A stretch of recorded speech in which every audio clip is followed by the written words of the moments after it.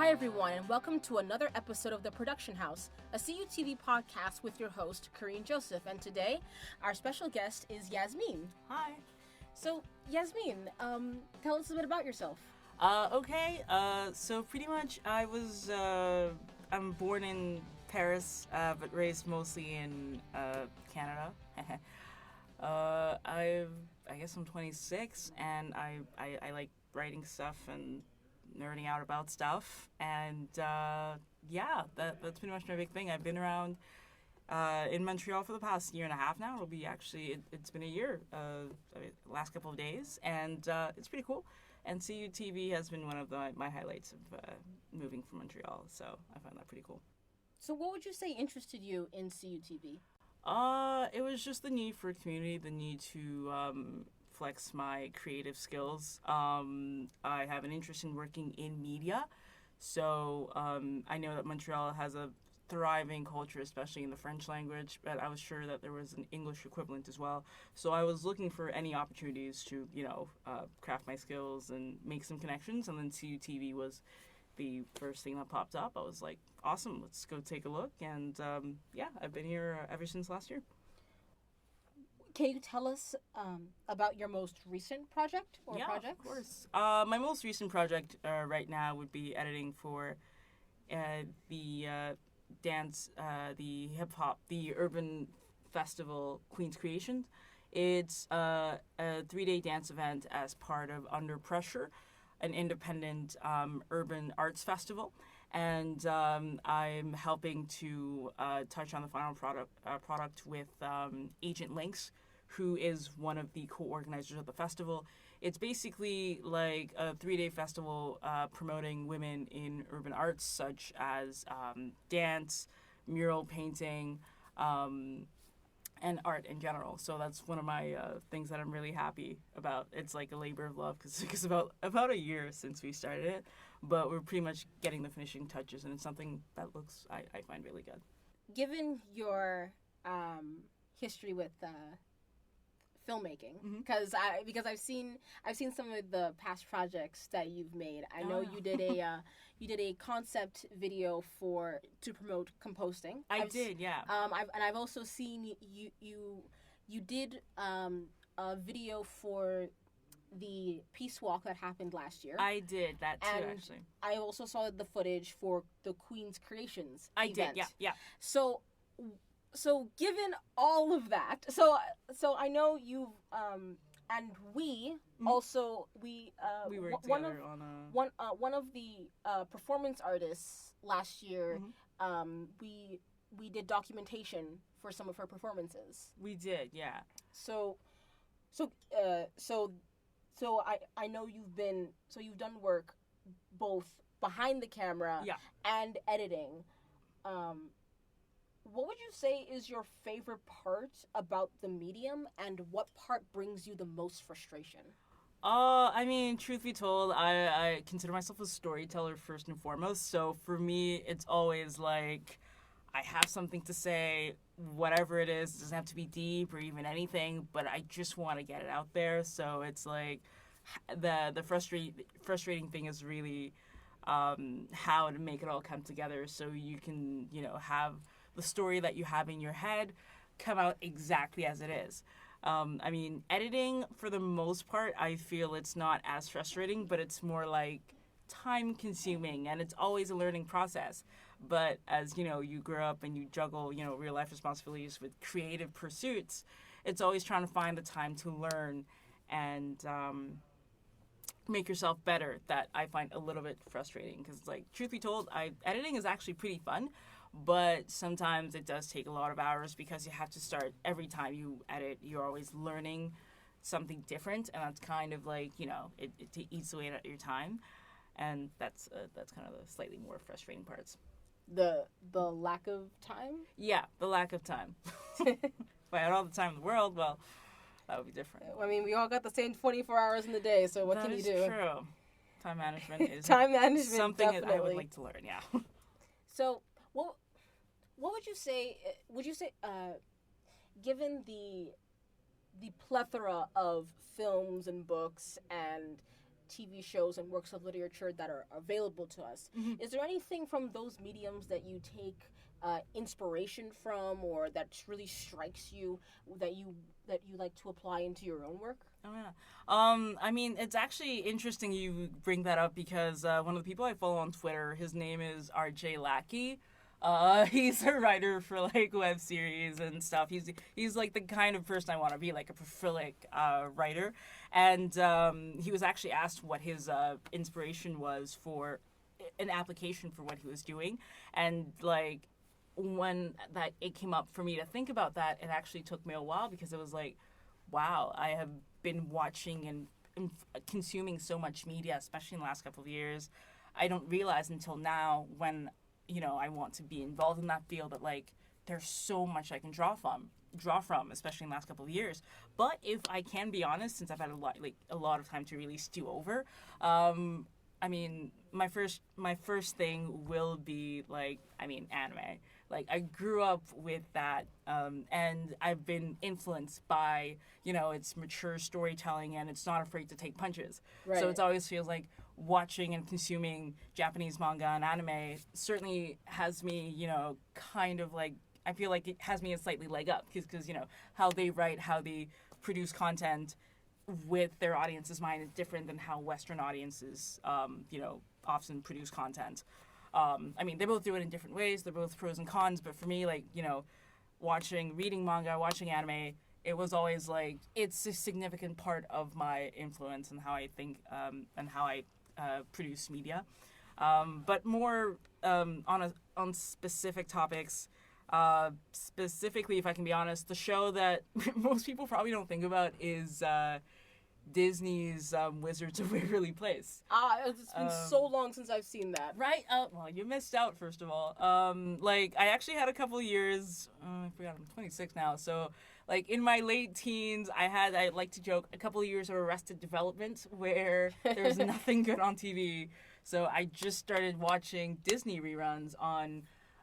in Canada, we don't have the Disney Channel. We have what we call the Family Channel, which is a Toronto-based media company that pretty much has all the Disney shows. And then anyway, so I started just watching just Disney shows, the tween shows marketed for the kids. And it was actually pretty cute and pretty smart, especially for its growing age audience. And that was really the first show that was like, I want to write for that company, for that production company one day if I could, because I want to make them laugh and I want to be able to reach an audience like they did. So I guess specifically Wizards of Waverly Place, and I guess if I were to be more specific, Dragon Ball. I'm a lazy. It's for a lot of the 90s kids, Dragon Ball is a formative anime. So it was certainly a formative piece of media in my work. I pretty much, you know, that's what I swear by these days. I even have a Dragon Ball baseball jersey that is kind of vaguely featured on the Peace Walk video because, you know, last minute shoot. But Dragon Ball is one of my OG pieces. And more recently, as a Carmilla, a supernatural vlog series by the amazing people at Toronto's Smoke Bomb Entertainment. It's basically this mystery series revolving around Laura Hollis as she tried to unravel this mystery around her university, and she comes of age, and, you know, it's pretty good. It's won 2 Screen Awards, and it's really, I felt, changed the game for how media can be developed these days, because everything is going through the web, and Carmilla is really one of the shows that used social media and, you know, interactive storytelling in a way that I had never seen before. So it's a significant show that influenced, at least, you know, how I want to write, how I want my shows to be. How would you say CUTV has helped you in your own career? I mean, I don't think I'd enjoy Montreal as much if it wasn't for CUTV, to be honest.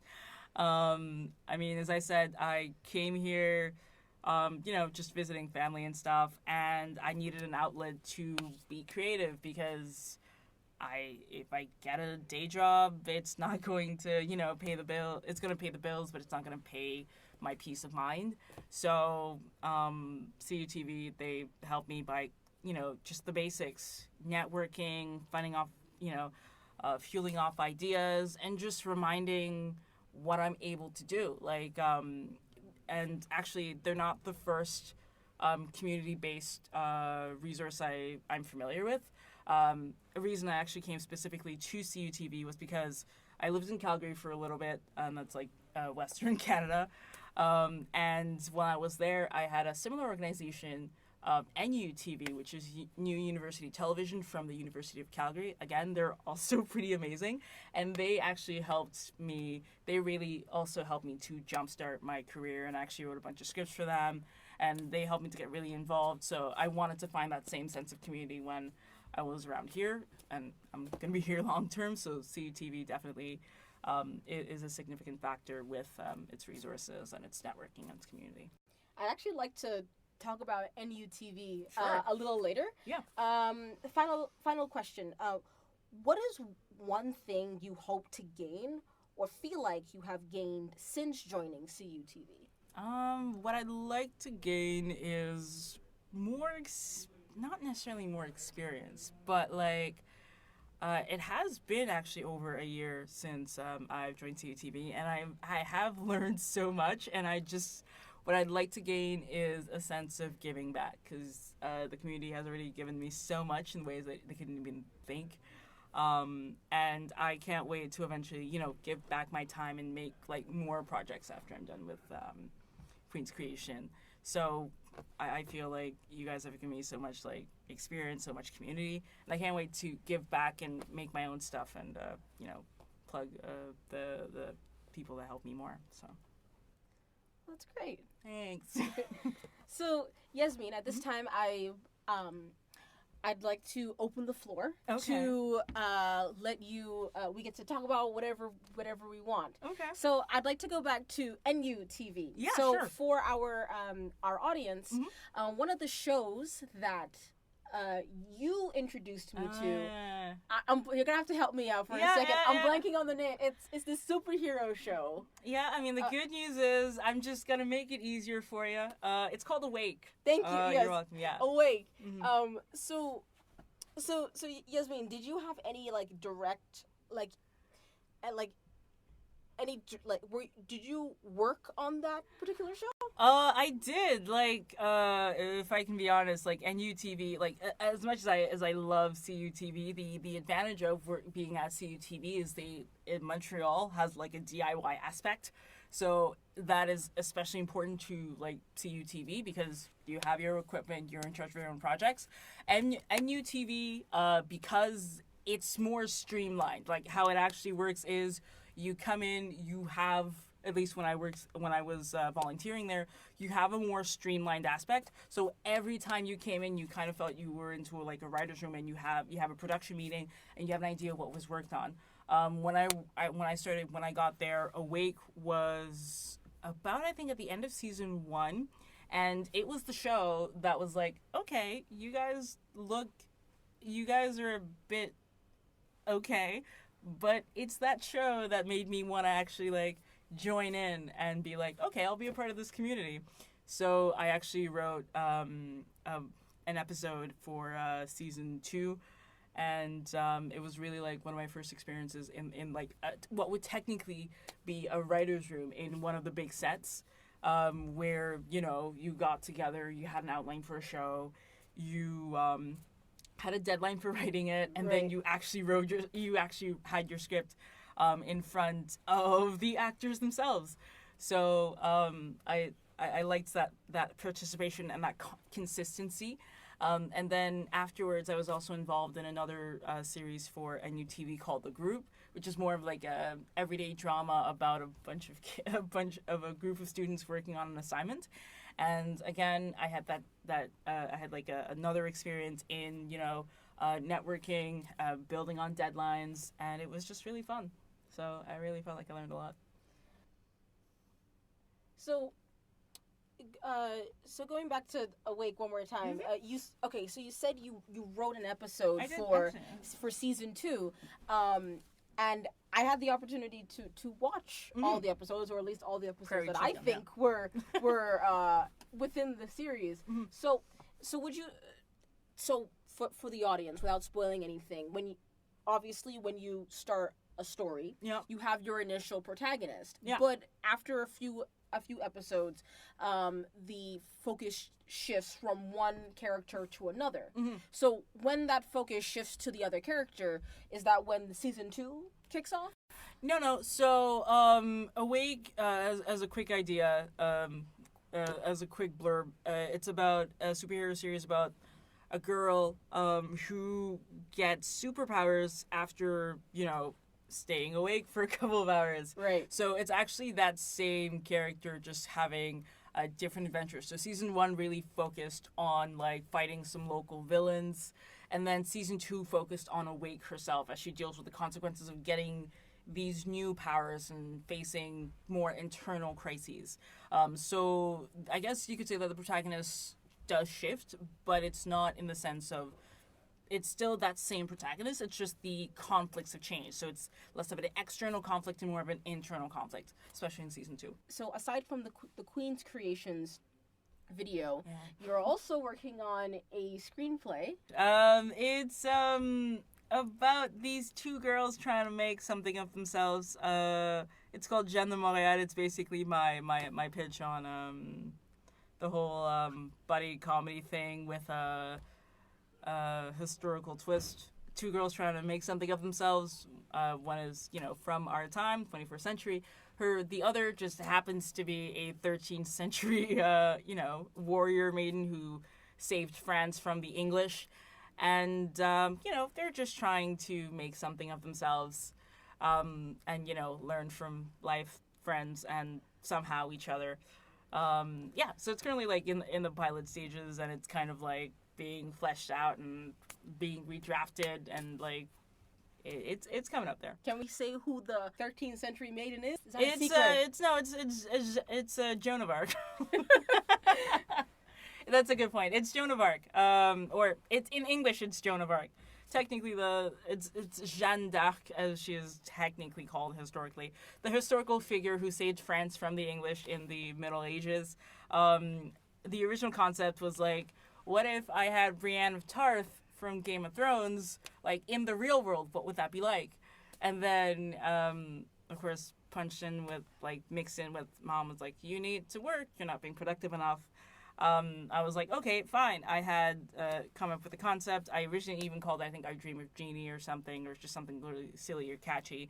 But it was like, you have this buddy dramedy about, having to...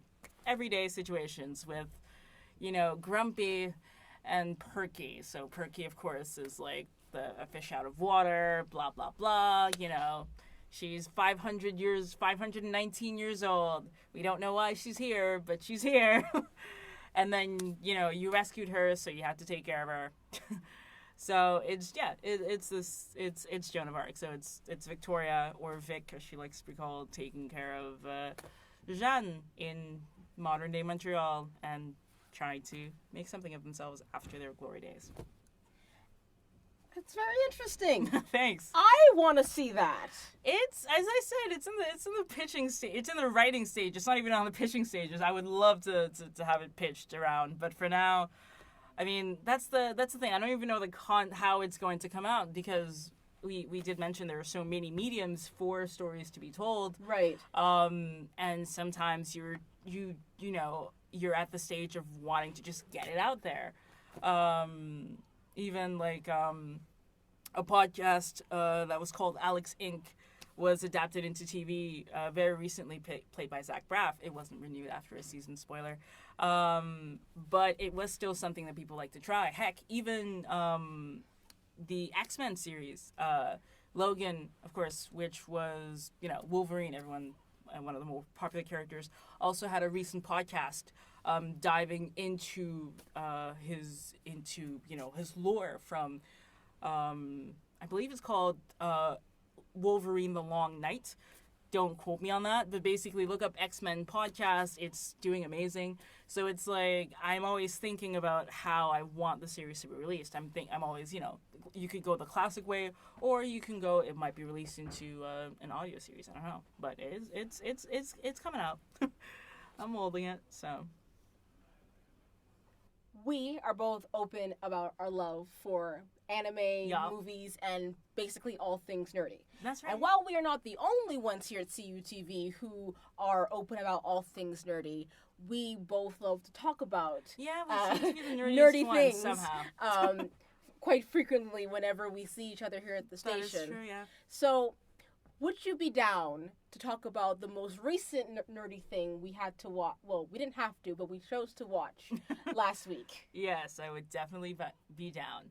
Okay, so for the audience, we watched the movie Solo, a Star Wars story. So let's start off. I'll give you like a hard question. Like, would you say Solo's the movie that you would tell a friend to go out and see? I mean, truth be told, most of my friends are pretty iffy about the new trilogy right now anyway. So, Solo, I'm gonna say maybe. It depends. Expectations are pretty low. Like, if you care about Han Solo, you can go and check it out. It's an okay movie. Like, as I said, like my actual interest in watching the movie was because I heard it wasn't doing very well and I wanted to know why.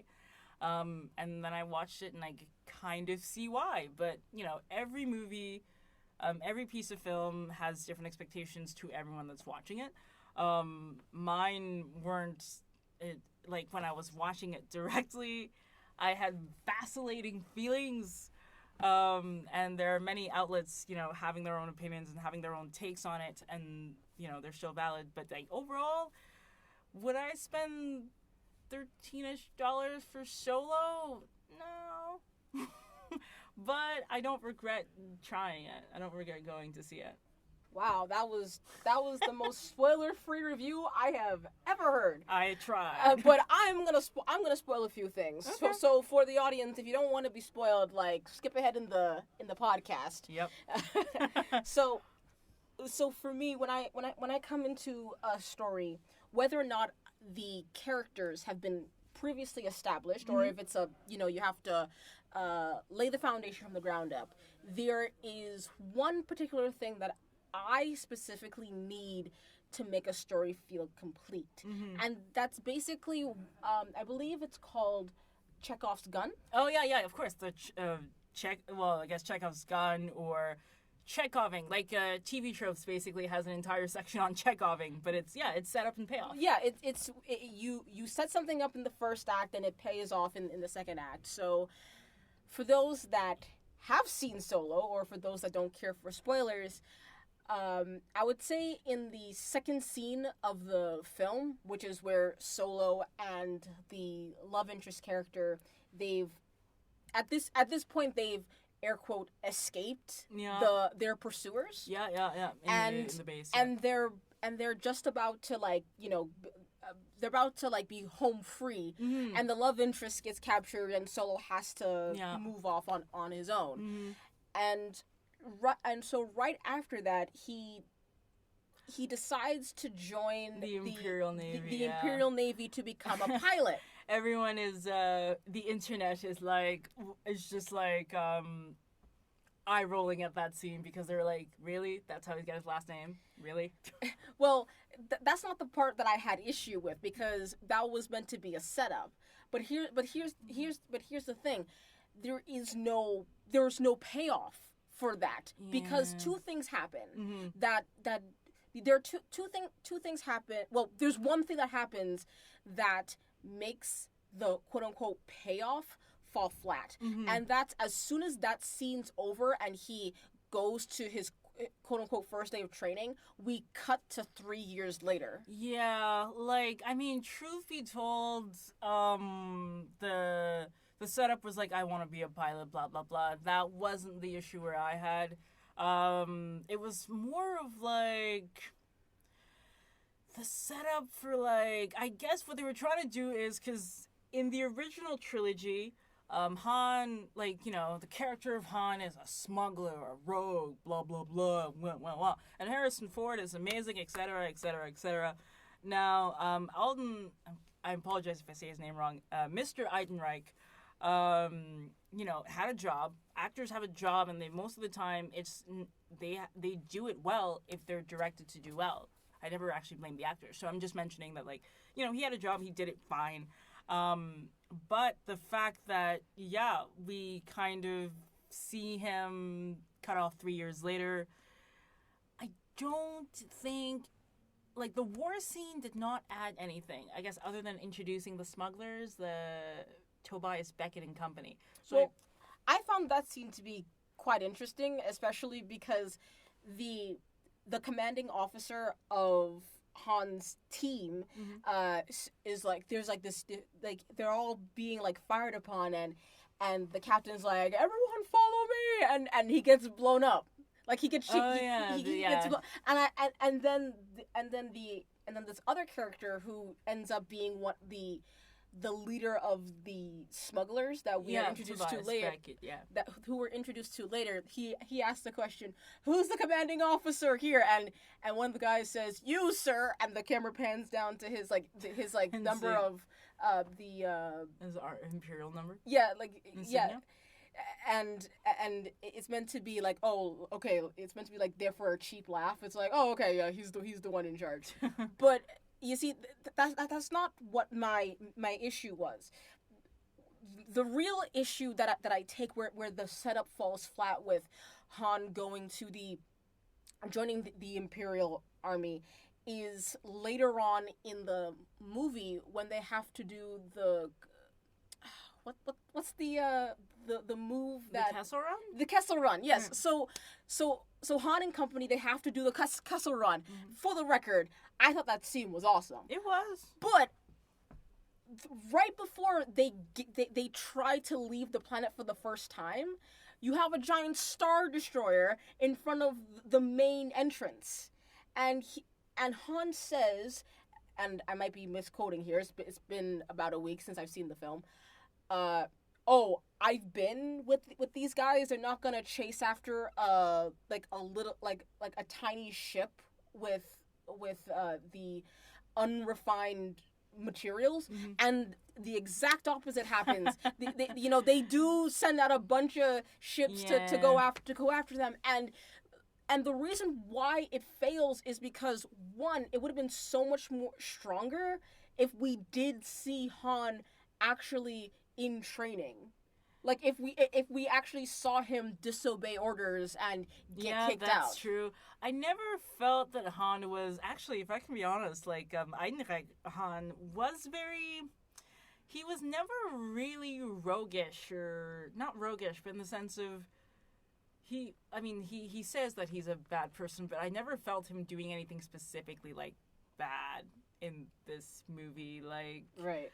He was kind of a puppy soft. Like, I mean, truth be told, he kind of, when we meet Tobias, played by Woody Harrelson and company, he pretty much offers his services. Like, and then for some reason, he literally, like, begs them to join his team. Like, and then they reject him, and they actually kind of sell him off. They sell him out. Right. So I'm like, okay, why would you do that? Like, in the sense of, okay, like, they're duplicitous, but why are you still so adamant on joining them? And that was kind of, I'm gonna play a bit of devil's advocate for a moment. Back in the earlier scene where Han does choose to join the Imperial Army, if there's any redeeming quality, I would say he did that out of a sense of self-preservation, because there were people after him. He needed a way to get get off the planet as fast as possible. That's and that was, to me, the most efficient way to go about it. Yeah, I mean, there's actually, that is interesting. Did they mention that, like, Han was like? I mean, they mentioned it, but like it was never really brought up on. I don't know. It was like because my memory is a bit hazy. A week away. I was just so like the first 5 minutes still kind of like the first words that came out of my mouth. I was like, wait, why? What? It sounds exactly like someone trying to sound like Han, and then eventually I got comfortable with it. And I got okay with it. But a lot of the setups were kind of like, are they gonna pay off? Okay, like are Han and Kira gonna escape? Yes. And this is how. Throwback, like the setup actually of the first setup when they escape and then he does the thing. It fails at first. So for the audience, Han he has. He tries to escape. Yeah, but I'm trying to explain like what he does. He pivots. The shuttlecraft that they're in pivots to a 45-degree angle. Yeah, something like and the funny thing is that is a successful payoff because they actually end up doing that in the mall, which is the space thing when they're stuck, like the space whirlpool thing and the giant monster thing, the Millennium Falcon. Oh, right. He ends up like that was a smart setup because it's like, oh wait, he didn't do it the first time, but he did it the second time when his ass was on the line. So I mean. Yeah, it's like, I don't know. It's like, I don't have good memories about this film. It was like, what is happening all at the same time? Why is everybody dying? Like, the setup and payoff is like, why did you set up these characters? Like, personally, the war scene, I wouldn't have included that. Like... The war scene? The scene where we meet the smugglers and everybody. I would have preferred the meeting... If it was possible, okay, Han's being insubordinate, send him off to the ice thing or whatever. Oh yeah, the ice planet. Exactly, as duty. Okay, then have a scene that like, okay, he's a grumpy little like show his insubordination. That's never really shown. Right. So then he's like, okay, he's been bored for a couple of years. He's just frustrated. I mean, it's been 3 years. It's been 3 years of, trying to do it, but he doesn't. So then something is out of the, something's weird. Like, okay, he's stuck on duty, like, looking over this Kessel or whatever, and then suddenly he sees Infus Nest and the smugglers trying to stop the thing, and then he could stop them or he could join them. And that's when you say he could join them. Like, I would have think that was a stronger scene instead of having the scene when he meets, and I guess, but then the Chewbacca scene would have never happened, which I'm guessing that's why they had it. True. I thought it was interesting I thought it was interesting the way they showed Han and Chewbacca meeting. Yeah, that was pretty cool. But at the same time, one thing I noticed, there are two things that I noticed about the original trilogy and the newer films is that the way a lot of these characters are introduced and shown, it's like, yeah, you can tell that, especially if two characters are really good friends, like Han and, was it Han? It was probably Lando. Han and Lando. I think they mentioned how they met, how they knew each other in episode 5, but it was the kind of thing where it's like, I believe it to the point where I don't feel the need to see them actually meet. Yeah, that's true. Yeah, I guess that's kind of why it's Solo. Like, I felt that was fine. Like, Han and Lando, yeah, they had the Sarlacc thing, and that was okay. It was like, it was meant for it. But for me, it was kind of the weird little, like, don't set up characters if you're gonna kill them off. Like, you killed off Tobias and Tobias's crew with just literally the blink of an eye. We don't know who they are. We know who they are. I don't even know Thandie Newton's name in the movie. Oh, Why dear. did she blow herself up? Why did he, like, the setup of, like, it's bad to die alone, kid, which is the one of the alien characters is about to die, and it's just like, it sounds like, oh wait, is this emotional setup? As if, is this going, and then no, like, Han doesn't have a reminder of, like, he's going to die alone or something. that didn't happen. Even though he did die in episode 7. Yeah, but I don't think that's meant to be like, a premonition of what's gonna happen. Yeah. But yeah. I mean, and I guess it's technically different because, we can't retcon that much. And then overall, I really felt that the movie was like, there were a lot of moments that were like, they were really trying to tell us that you're watching a Star Wars movie, because there was the audio, there was the score that was like, especially like, the Kessel Run, the and I was like, okay, I know I'm watching a Star Wars movie. Thank you for reminding me. And again, a lot of the setups and payoffs were like, what? Why did you say this? Why is he saying this and nothing comes out of it? Why? And then Han, there was Kira. There are things, at least impressions, about how the movie with some of its characters and what they could say. Like, whenever you watch a piece of media, as I'm trying to grow up and be more like, conscious and be more like attentive, and a piece of media is essentially like a movie or a book or radio or whatever. It's still a piece of media, and how you interact with it depends on your particular perspectives. So sometimes two people can watch the same thing and have two different interpretations of it, and it's completely valid. And sometimes when I was watching Solo, I had particular inclinations about how they interpreted certain characters, and Kira was like, I dismissed her at first because that's what the movie did for me. Yeah, I actually thought it was gonna be like a cliche where it's like you introduce a female lead that isn't present in future in future installments. So I'm thinking, okay, she's probably gonna die in the first 5 minutes. And truth be told, the reunion scene, I felt that didn't make any sense. Like, the reunion scene was too early. I was like, so let's just literally set this up as if chronologically speaking. Chronologically, it's 3 years later. That's right. Fine. Movie-wise, it's technically 15 minutes. It's just like, and then Tobias, of course, is like, don't talk to anybody. And so then you suddenly have like a Han. I'm like, we weren't expecting. It was like, wait, what? It's too soon. Yes. Actually, that brings up another thing that...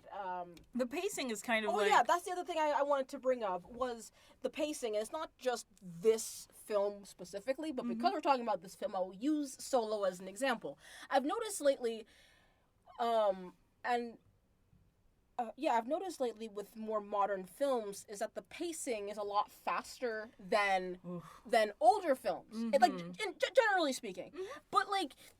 But especially with Solo, I found it to be extremely fast. In fact, I consider the first major scene that happened, like the escape scene, it reminded me of the opening scene in The Last Jedi. No, and for the audience, I'm not comparing like the events. I'm comparing the speed in which things happen. When I saw The Last Jedi, I told a friend who, he took me out to see the film in theaters, and what I told him was the opening scene felt like the ending scene to a film. It's like normal in most movies, in most action movies, it starts off kind of slow, and then you build up to the climax, and the climax is really intense. Whereas with The Last Jedi, the first scene it feels very intense. It feels like the final fight, and it's like, whoa, we get that first off the bat. And that's kind of how Solo, it kind of felt to me. It's like, I mean, obviously not the very first scene is not like that, but the first escape scene, in combination with the pacing, the camera, the music, it felt like, oh, this is like the final escape. Like we gotta get off this planet before it explodes or something. Yeah, that's what it felt like. It felt like we're getting all this action, and then we kind of drop it. Kind of sort of like we drop it, but not in a way that allows the characters to grow. It's like we keep moving, like events keep happening, but the characters don't, it doesn't feel like they change. Yep, it's like, I mean, truth be told, does Han Solo change? Not really. Let's be honest with ourselves. Like, there is the scene in the desert after the Kessel Run, that they're like, you know, they talk about who they are and stuff. But it's like, I haven't seen Han different from, like, he hasn't changed specifically other than, you know, but he's not grittier or anything. He's not like, I mean, I guess he's changed slightly at the end of the movie, but, like, when they have a moment that's like, I'm a rogue, I'm a rebel, or whatever, it's like, we've never seen that, so I can't actually say that you've done bad things, like, you know, to earn that title. Yeah, he doesn't really come off as being a anti-hero. Whereas where Kira, you can actually see, like, yeah, oh my gosh, she actually did change. At least the good news of the screen time is, even though it's literally 15 minutes cinema time, in 3 years, you can even though, again, what I would do personally is I would move that reunion scene to later, because it just doesn't cut off. And then because their dynamic sort of changes because she's different now. Yeah. And it's kind of like, oh my god, they're buddy all of a sudden. And well, then of course like, she has they were. Well, actually, no, because like you see them together fairly early on, and part of me wants to be like, okay, are they romantically involved? Yeah, they kissed. Yeah, but at the same time, they're in the beginning of the movie. It was so short to me that I felt like I couldn't really establish, because they get separated so fast. Mm-hmm. It's like I can't firmly establish whether or not they're really good friends or lovers. They could have been, yeah, but And then when we cut to the 3 years later, it's like, yeah, you can tell that their dynamic has changed, because before, Han was the one leading her. He was the one saying, okay, this is what the plan is, this is what we're gonna do. Whereas when we see her later, she's working for this other guy, and she's a general at that she's point. A lieutenant, yeah. And so she has knowledge, and because she has a boss, there are expectations. There are expectations her boss placed upon her. Mm-hmm. Well, that too, but there are expectations placed upon her in order of how that knowledge is to be used. So she needs to be aware of like these different things that are happening in the galaxy. Mm-hmm. For example, when they do the Kessel Run, she knows that you like the unrefined materials that they need to get, because Han brings it up, but she's like, okay, you know, you can get it in this one place, but you have to refine it really fast. So I thought it was interesting how her character had to be more knowledgeable than him. Mm-hmm. One, because they're close, you know, to keep him alive, and two, it does show character growth. Yeah. But yeah, no, specifically, as I said, the reunion scene, especially with the rest of their dynamics, since they had to have kind of like, wait a second, you're not the person I remember. I would have preferred the reunion scene cut, because she is, essentially, you're right, she's a different person. And that dynamic is like, oh, wait, it's hot and cold. It doesn't make sense when they're suddenly friendly, but, like, I would have preferred if actually that scene was cut all together. It would have been, like, a surprise. Maybe he could have found her, and so she could have found him, because then I kind of realized she found him, their dynamic was, like, friendly. Then, of course, the truth of the matter is she is not the same person, and their dynamic changes, and it's hot and cold. But that hot and cold doesn't literally make sense after that weird dynamic, because it's like, oh, we're friendly. Now we're not. And it's as if we don't, like, know that.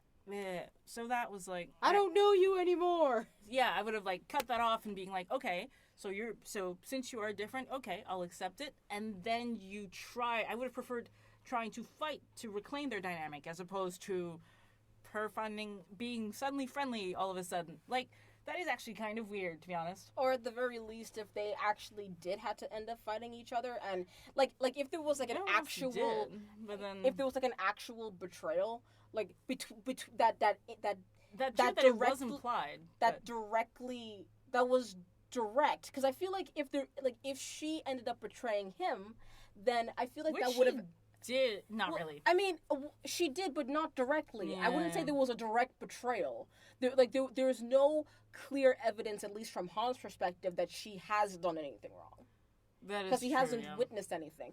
But what I would say, if they actually had to fight each other, that would have done two things. It would have I feel like it would have opened his eyes, or at least his eyes and the audience's eyes, to the grittiness of the world that people are willing to foreshadowing change. Is, well, that's the thing. We, as the audience, actually know. We have an idea because Amelia Clark is amazing, but they give her space to be like, something's up. And mostly, not everyone is Brandon. Yes. So we know she's different. That, and also, I feel like that would have added to Han's grittiness later on in his life. Oh yeah, that's true. Yeah, he wasn't. Because he comes off pretty gritty when in episode 4 and 5, but I feel like if that's true that the grittiness is never again. He's not like, I mean, he comes off as vulnerable. That's how I felt for him throughout the movie. Like, he's like really weirdly desperate when he in the 3 years later thing, and then but he's never like, standoffish, or he never develops like thick skin. Like, I don't know. It's like he's still soft and stuff. Like towards the rest of the movie, yeah, I don't know. It's just like he wants to be gritty, but he's not. It's never shown that he's gritty. Right. So. So yeah, that's anything else about Solo you wanna rant on? Because I think L3? I've read L3. The cyborg. Yeah. What about L3? And actually, I did look into it a bit more. It seems like her direction in the movie anyway was more of like a last minute issue, which I'm annoyed with.